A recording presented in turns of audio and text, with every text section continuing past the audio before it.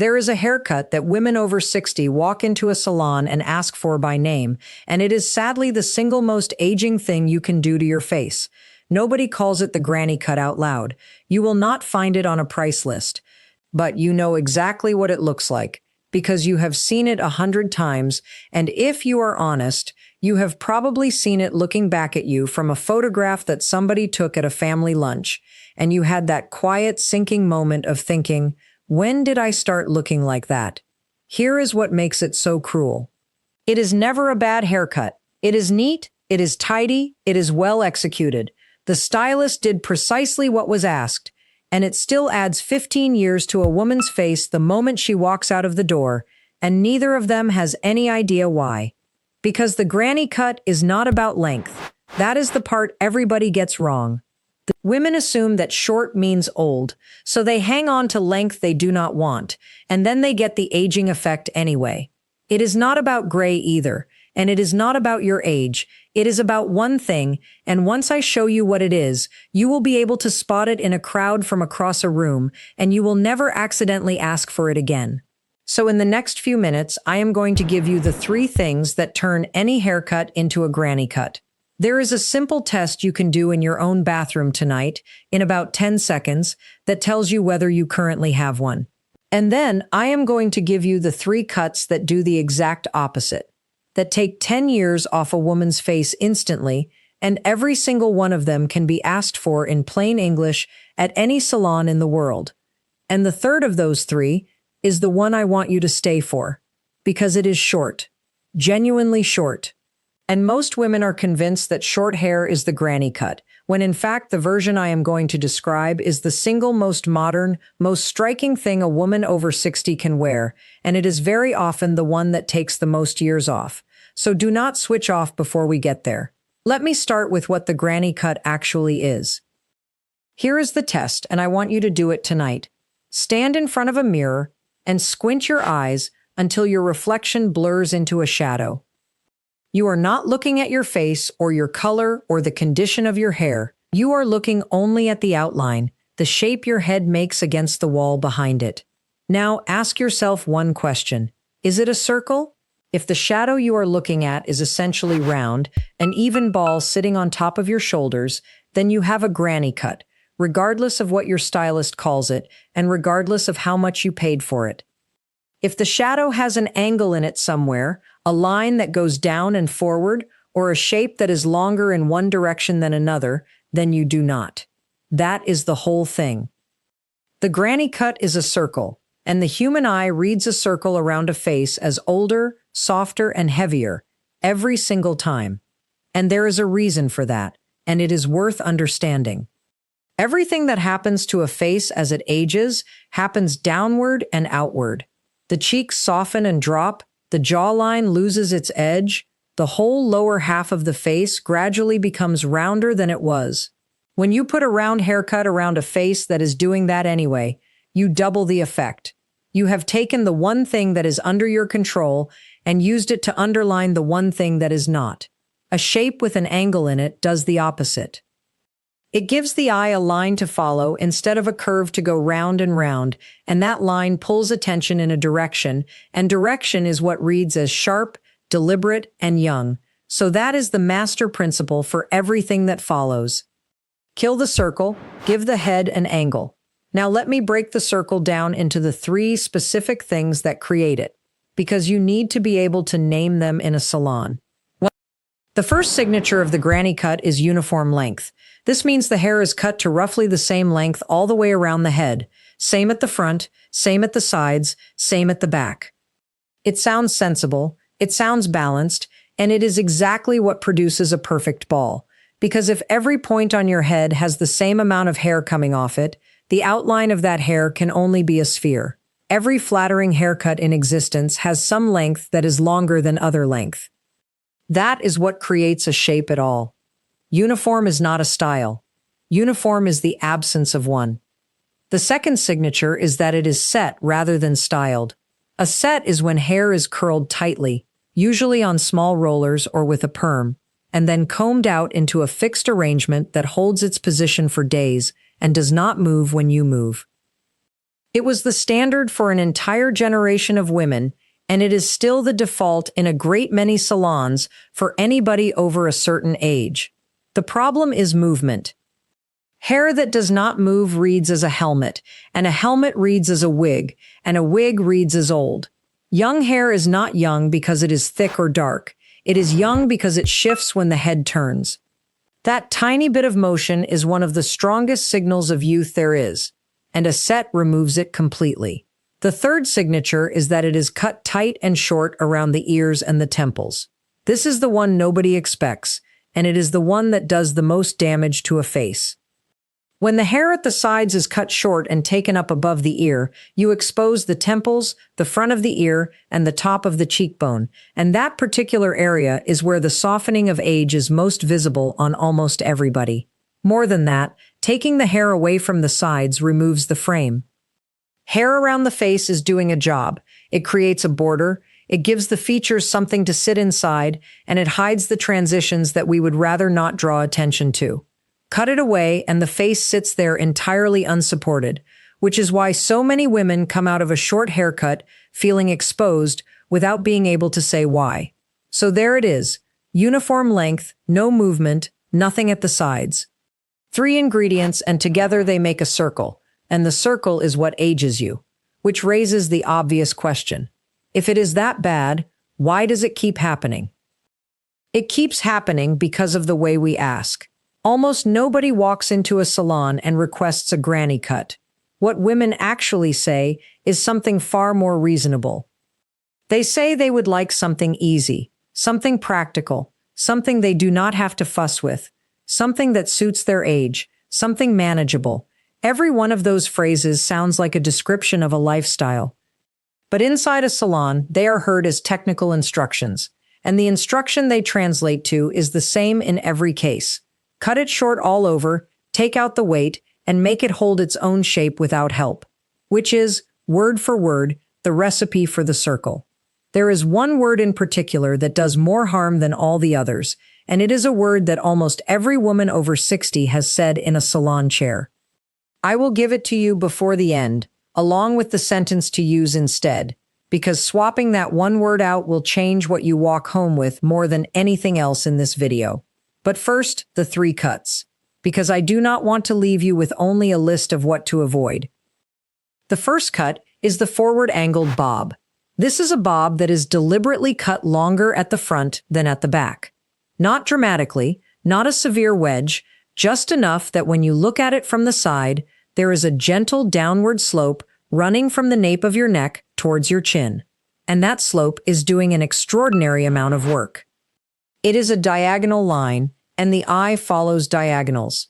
So instead of your outline being a closed circle that the eye travels around and around, it becomes a line that starts at the back of your head and travels forward and downward, and it ends by pointing directly at your face. That does 2 things at once. It puts the emphasis on your eyes and your cheekbones, because that is where the line is aiming, and the longer pieces at the front sit along your jaw and cover the very edge of it, which gives the jawline a clean, defined border that reads as tighter than what is underneath. There is a lot of nonsense written about jawlines and haircuts, so let me be plain about what is happening here. Nothing is being lifted and nothing is being tightened. What is happening is that the eye is being given a strong straight line at the jaw, and when the eye has a strong line to read, it stops examining the softness behind it. That is genuinely all it is, and it is genuinely that effective. Ask for a bob with a slight forward graduation, or just say you want it a little longer at the front than at the back. The shortest point at the back should sit at around the middle of the nape, and the longest point at the front, somewhere between the corner of your jaw and the tip of your chin. And ask for it to be cut with a firm edge rather than softened away. The angle is the whole point, and an angle needs a clean line to exist at all. One more thing. Wear it with a side parting rather than a center parting. A center parting divides the head into 2 symmetrical halves and reinstates the very symmetry we are trying to break. A side parting throws more hair onto one side than the other, which creates a second diagonal, and the 2 diagonals working together are what make this cut look expensive rather than merely tidy. The second cut is the modern shag with curtain bangs. Now, when I say shag, I do not mean the heavily thinned, feathered thing that some of us had in the 70s, and I do not mean anything that requires you to look untidy. The modern version is a cut with soft layers concentrated around the face and through the top, leaving the perimeter at the bottom largely intact, so the hair has movement and shape without disappearing into wisps at the ends. And the reason this one works is movement, which is the exact quality that a set removes. Here is the thing about a shag. It cannot form a circle. The outline is deliberately broken. Some pieces are shorter, some are longer, the edge is irregular, and the whole shape shifts every time you move your head. There is no smooth curve for the eye to travel around, and therefore no ball silhouette, which means the aging effect simply cannot happen. Movement also does something for texture that nothing else does. Hair that shifts catches the light at different angles as it moves, and light moving across hair is what makes it look alive rather than flat. If your hair has gone silver or gray, this matters even more than it used to, because gray hair is naturally more matte than pigmented hair and needs movement to give it life. And then there are the curtain bangs, which I have talked about before and which I will keep recommending because they are the most reliably flattering thing available to a woman over 60.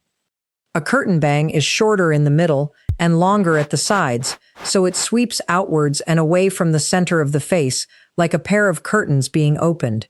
It softens the forehead without hiding it. It creates yet another diagonal across the top of the face. And crucially, it brings hair forward onto the face, which restores the frame that the granny cut takes away, so you get all the freshness of a shape without any of that exposed feeling. Length for this one is flexible, and that is part of why I like it. It works at the collarbone, it works at the shoulder, and it works at the jaw. As long as you are not going past the collarbone, where the weight starts flattening everything again, this cut will hold its shape. Ask for soft layers around the face and through the top, a perimeter left mostly one length, and curtain bangs starting at the cheekbone. And say clearly that you do not want thinning shears used anywhere, because the moment somebody starts thinning the ends of a shag, it stops being movement and starts being straggle. Which brings me to the third one, and this is the one I asked you to stay for. The third cut is the long pixie with a soft fringe, and I want to deal with your objection before I describe it. I know that for most of you, short hair is precisely what you have been avoiding, because short hair is what you associate with the granny cut in the first place. And I understand that entirely.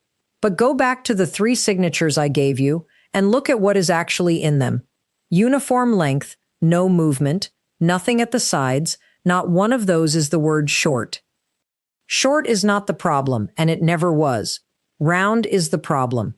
A shortcut with a strong direction in it is one of the most striking, most modern things a woman can wear at any age, and the proof of that is every well-dressed woman in her 60s and 70s you have ever seen and thought, she looks marvelous. So here is the cut. The hair is left genuinely long on the top and through the crown, long enough that you can push it forward or sweep it across. The back and the sides are shorter, but kept soft and blended rather than cropped tight, so there is still hair covering the top of the ear and sitting against the temple. And there is a fringe at the front, worn long and soft and swept slightly to one side. Every single element of that is the opposite of the granny cut. The length is dramatically different on the top than on the sides, so the outline is not a circle. The long top means it moves and can be styled in different directions, so it is not a set. And the soft sides and the fringe keep hair around the face, so the frame stays intact. What it gives you is the strongest lift available from a haircut. All that height sits at the crown, at the very highest point of your head, and the eye reads a raised silhouette as an upward movement, and the whole face is carried up along with it. Compare that to a round cut, where the widest point sits at the level of your ears, and everything reads as spreading sideways. There is also something worth saying about what short hair signals. Long hair on a woman over 60 is the safe, expected choice, and safe choices read as cautious. A woman with a short, deliberate, well-shaped cut reads as somebody who made a decision, and confidence in an appearance is picked up by other people far faster than any specific feature is. This cut does need 3 or 4 minutes with a dryer, pushing the top up and forward while it dries. I will not pretend otherwise, but it needs no rollers, no setting, and no appointment beyond the cut itself. Ask for a long pixie with weight kept on the top and through the crown, soft blended sides rather than tight ones, hair kept over the top of the ear, and a long side-swept fringe. And say, very clearly, that you do not want it uniform. That single word will stop a stylist reaching for the default. So now let me give you the word, because I promised it and because it is the most useful thing here. The word is manageable. Do not say it. When you tell a stylist you want something manageable, you believe you are describing your life. You have things to do. You do not want to spend 20 minutes every morning. That is entirely reasonable. But the word does not travel that way. Inside the profession, manageable means a shape that holds itself with no styling, and there is only one shape that genuinely does that. Short, uniform, and set. The circle. The same is true of easy care, wash and wear, and anything that suits my age. All of them arrive at the same place. So here is what to say instead.